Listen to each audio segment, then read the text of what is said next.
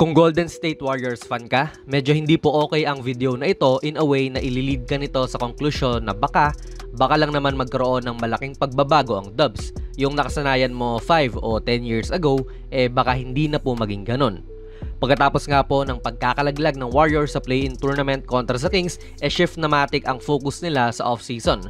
May mga glaring strengths ang team na ito last season mga idol, pero meron din naman po mga glaring weaknesses na siyang nagpalaglag nga sa kanila. Panigurado sa likod ng mga isip nyo ay may mga idea na rin naman po kayo. May mga fans na for sure may opinion patungkol sa future ng kanilang team at kung ano ba ang kailangan nilang gawin para maging successful pa habang may window pa sila sa Steph Curry era. Baka makasingit pa ng deep playoff run in the next year or even championship kung makakabuo sila ng team na magiging competitive talaga at papalag sa likes ng mga Denver Nuggets or OKC Thunder. Pero bago sila makarating sa ganon, may mga iilang katanungan muna sila na kailangan sagutin, lalong-lalo na within sa organization nila. Unang-una, ano po ang gagawin nila sa sitwasyon ni Klay mga idol? Hindi maganda ang naging exit niya sa kanyang huling game. Alam naman to ng mga Dubs fans Bokya siya noon at kitang-kita talaga na hindi ito ang Klay Thompson na nakilala natin. Although throughout the season may mga panahon na okay siya, nagiinit, ganon. Pero hindi na po siya consistent katulad nung dati. Yes, andyan pa rin yung threat na bawal mo pa rin siyang iwanan talaga kasi shooter pa rin naman siya. Pero yung effectiveness niya ay bumaba talaga. Alam naman yan ng mga Warriors fans. Kaya mahirap din talagang sukatin kung ano ang atake ng management sa sitwasyon nga kay Klay. Kasi panigurado legend naman to sa Dubs at for all I know, susubukan pa rin talaga nilang i-retain ang Curry, Klay, Draymond combo nila for as long as kaya nila. And yun naman din talaga yung mahirap dyan mga idol Pipiliin kaya nila yung ganitong legacy na babayaran mo si Klay ng malaking halaga para lang hindi siya umalis knowing na hindi na siya consistent? O pwede naman siguro na mag-pay cut si Klay. Yun siguro yung ideal para sa Golden State mga idol. Kung less money ang babayaran nila kay Klay, why not? Diba? Pero kung kayo ba ang papipiliin? If may free agent nakaposisyon ni Klay tapos mas epektibo siya kaysa sa kanya in this point of their careers, mas consistent, pipiliin pa rin kaya nila si Klay kung ganun?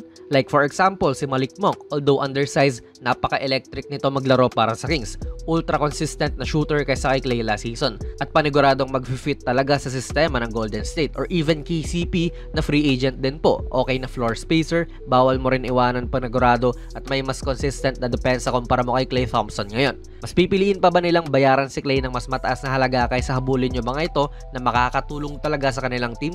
Yun ang hindi pa natin alam mga idol syempre. Ang isa pang katanungan mga idol para dito sa Dubs, ano kaya ang gagawin nila kay Chris Paul? Siya ay magkakaroon ng sweldo na $30 million for the next season. Ang laki niyan mga idol para lang sa backup point guard nyo. Mabuti na lang at yung 30 million na ito ay hindi fully guaranteed. Sa Tagalog, hindi pa po sigurado yan. Pwede bang pag-isipan ng Warriors kung go ba sila dyan o bitawan na lang si Chris Paul? At kung ako ang tatanungin, ang logical option talaga ay bitawan na lang siya at ilaan yung 30 million na ito para sa iba, di ba?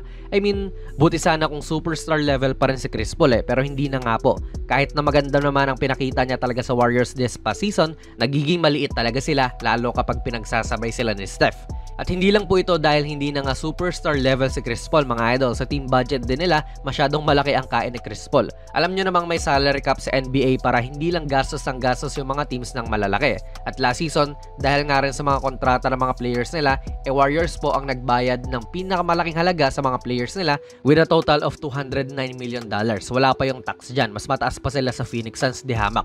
Pero maliligtas talaga sila nung unguaranteed na contract ni Chris Paul lalo sa free agency. Now, dahil nga po numbers na ito mga idol at mabuburyong yung iba sa inyo, subukan nating i-explain to na visually maiintindihan ng lahat. Baka may mali ako dito mga idol, paki-correct na lang din ako. Ang projected daw kasi na salary cap ng NBA for next season mga idol ay $172 million. Ito lang talaga yung limit ng ibabayad mo sa mga players mo sa isang season. Sa mga current contracts pa lang ng Warriors, $175 million na, assuming nakasama nga yung kontrata pa ni Chris Paul. So lampas na kagad sila sa salary cap. Kaya ayun nga, logically mas okay nang bitawan mo si Paul at mababawasan na yung 175 mo ng 30 million. 145 million na lang na well below sa salary cap, di ba? Pwedeng gamitin ng Warriors to pang resign kay Klay or ng iba pang mas impactful na player. That's why very likely talaga na nilaro na ni Chris Paul ang kanyang huling game in a Warriors uniform kung magbabase tayo dito mga idol. May window pa talaga para maging competitive ang Warriors sa West, pero ito nga po yung ilan sa mga katanungan na dapat nilang sagutin ngayong off-season na sila. Ano kaya ang plano nila kay Klay?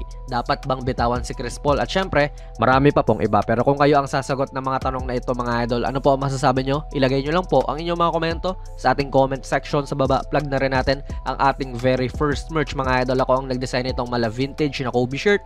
689 lang yan at ayan po ang nilalaman kapag bumili ka. Onti na lang stocks natin mga idol. PM lang kayo sa ating Facebook page. Pwede rin kayo mag-check out sa TikTok shop. Kung nagustuhan nyo po ang ating video ay pipindot na lang idol ng like button, mag-subscribe ka na rin sa ating channel at ako nga pala si Jonas PB and as always, hanggang sa muli.